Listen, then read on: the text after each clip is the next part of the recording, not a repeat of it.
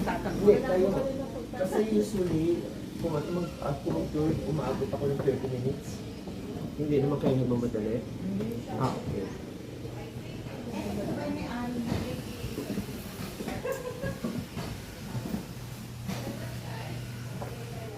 Sila po yung ano?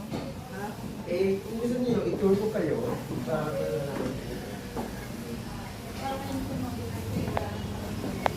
Hindi, pwede kayo magtanong.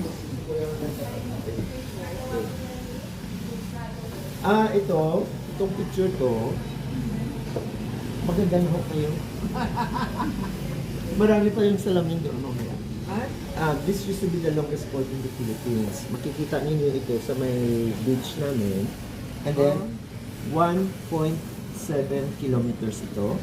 Then, ito na in itsura kasi during the Second World War, sinira ito ng mga Americans para hindi makalanding ang mga Japanese.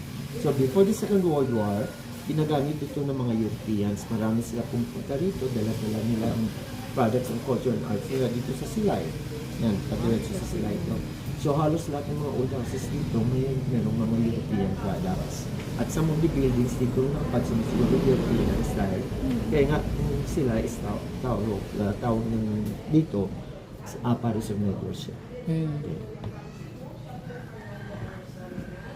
And itong bahay, tinayo ito ng 1934, pagdating na ng mga Amerikano dito. 1934, malapit na mag-100 years old siya.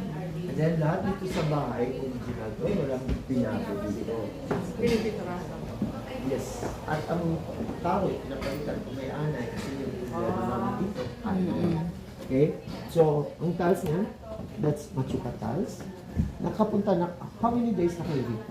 Ngayon pa lang po. Darating po namin. So, hindi kayo inaantok, hindi kayo gutom? Inaantok nga po kami eh. So, Kasi madaling araw po yung flight namin.